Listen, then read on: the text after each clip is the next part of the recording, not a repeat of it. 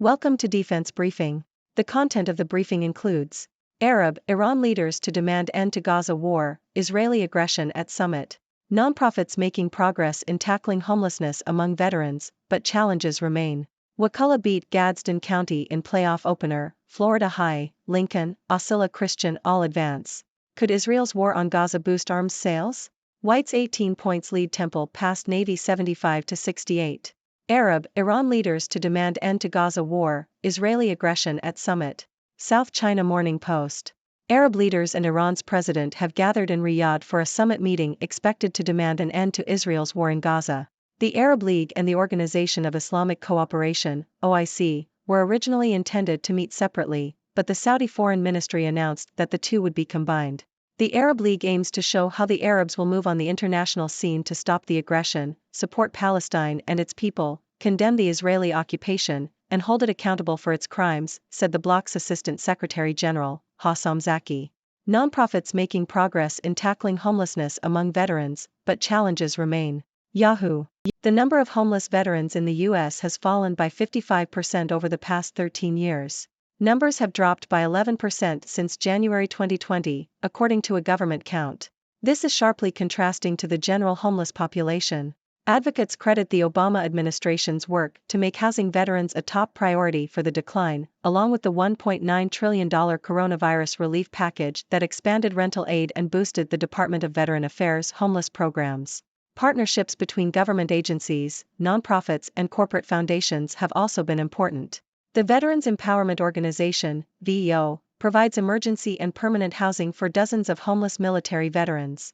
It also offers classes about financial literacy, securing VA benefits, and how to get on a path toward employment and housing independence. The VEO campus in Atlanta, Georgia has 41 apartment units where veterans pay a few $100s in rent, with VA funding making up the difference. VEO is expanding with the help of $2.3 million in corporate donations from the Home Depot Foundation. Wakulla beat Gadsden County in playoff opener, Florida High, Lincoln, Osceola Christian all advance. Yahoo! Wakulla War Eagles are edging closer to their goal of winning a state championship after beating Gadsden County 46-14 in the 2S Region 1 quarterfinals. Quarterback Hayden Clays threw 5 touchdowns, 3 of which were caught by Samron Brinson, including a 56-yard touchdown in the first quarter. Clays also threw touchdowns to Devontae Roberts and North Florida Christian transfer Leon Washington Jr. after the game was 17-14 at halftime. Wakulla put up 29 unanswered points in the second half. The War Eagles' next challenge will be against Florida High in the regional semifinals.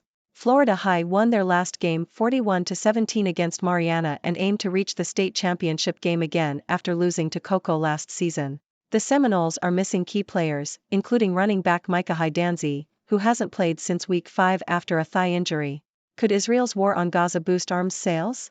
Al Jazeera. Global defense spending reached a record high last year, with military contractors benefiting from increased arms sales. The recent conflict between Russia and Ukraine contributed to the surge, as countries rushed to buy military equipment.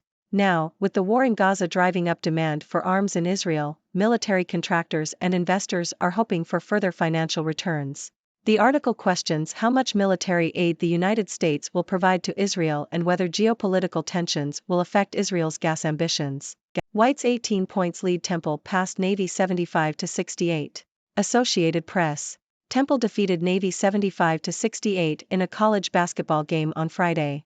Jaleel White led the Owls with 18 points and 10 rebounds, while Hyzier Miller contributed 18 points, 5 rebounds, and 5 steals. Matteo Piccarelli scored 17 points for Temple. Austin Benini led the midshipmen with 13 points, and Donovan Draper recorded 9 points, 12 rebounds, and 4 steals. Tech Lure, Bitcoin Buzz and Singles Day, Saturday Asia Briefing. Bloomberg. This Weekend Reading Roundup covers a range of topics. South Korea's ban on short selling hasn't deterred investors from buying tech stocks. Crypto is making a comeback as traders bet on the approval of ETFs. China's Singles Day, the world's largest online shopping event, is being viewed as a test of consumer sentiment as China slides back into deflation. The article also discusses the challenges of stoking domestic demand in China and the estimated 22 million unemployed Gen Zs. The upcoming meeting between Xi Jinping and Joe Biden at the APEC summit in San Francisco is highlighted, along with the reputation of the city. The article also explores the ransomware gang Lockbit and their recent hacking of ICBC, as well as the anticipated release of the first trailer for Grand Theft Auto 6. The challenges of flying between Asia and Europe due to the wars in Ukraine and Israel are discussed, as well as the growing popularity of the drink kratom in the US. Ukraine latest, Japan regrets Russia ended denuclearization deal. Nikkei Asia. Japan has expressed disappointment over Russia's withdrawal from an agreement on denuclearization. The pact, which dated back to the 1990s, allowed Japan to provide support to Russia and other former Soviet republics for dismantling nuclear weapons. The move was announced unilaterally by Russia without any prior notice. Moscow has accused Tokyo of openly hostile policies towards Russia since the invasion of Ukraine in February 2022. The leaders of Russia and Kazakhstan have agreed to build up cross-border infrastructure as part of efforts to deepen their economic partnerships.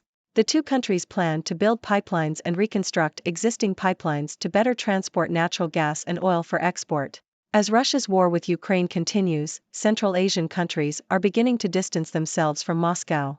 Putin's visit to Kazakhstan is seen as an attempt to keep Astana on Moscow's side. Myanmar and Russia have kicked off their first joint naval exercise, deepening security cooperation as they grow increasingly isolated from the rest of the international community.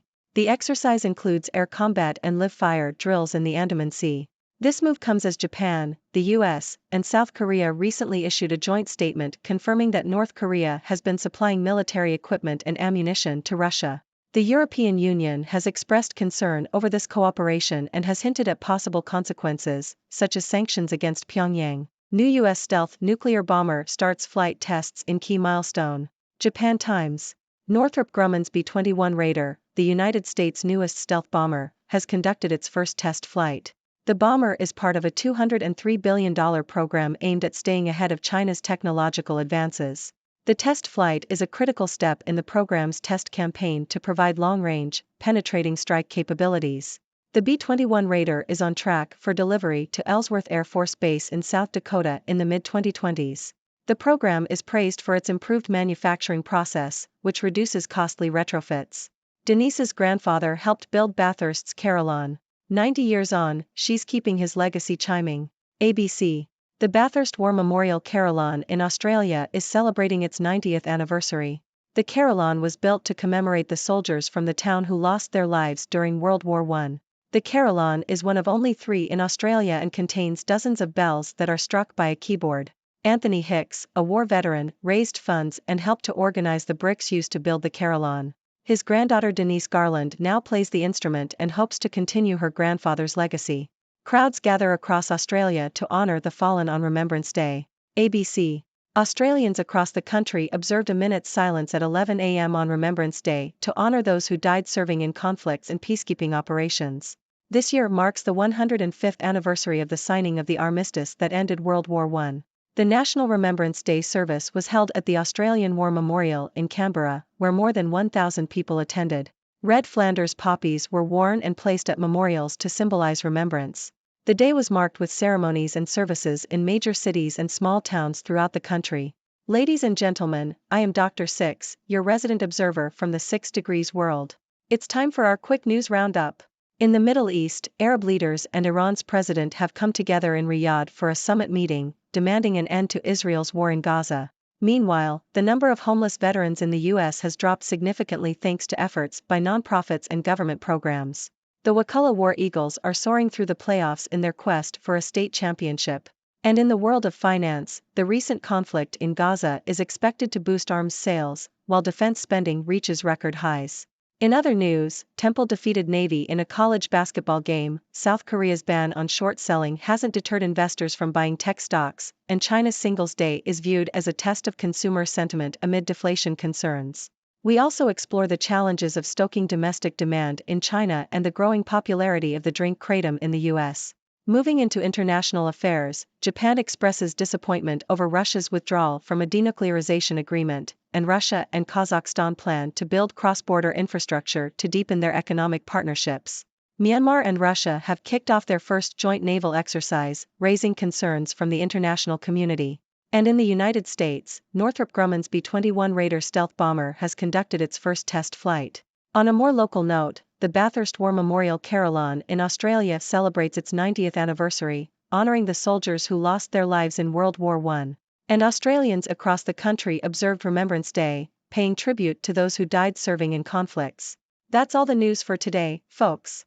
As always, I encourage you to share your thoughts and questions with us. What are your thoughts on the Arab summit demanding an end to Israel's war in Gaza? Are you surprised by the significant drop in homelessness among veterans in the US? And how about those Wakulla War Eagles? Let's hear your perspectives. Thank you for tuning in. The content above showcases the latest briefing reports and analytical synopses, thoughtfully curated by the 6Do team. These insights stem from a wide array of reputable media outlets, think tanks, government sources, and specialized experts worldwide. We encourage you to explore these sources for a comprehensive perspective. Keep in mind that while the content may not always align with the official standpoint of 6Do Brief, it's not meant to be taken as absolute directives for decision-making. Comprising seasoned media professionals, learned scholars, and accomplished scientists, the 6Do team embodies a trailblazing, fully independent media entity. To customize 6Do Brief to meet your professional needs, you have the option to subscribe to a diverse array of briefings on our website, 6dobrief.com. Regardless of your location, you can conveniently receive 6Do Brief via email.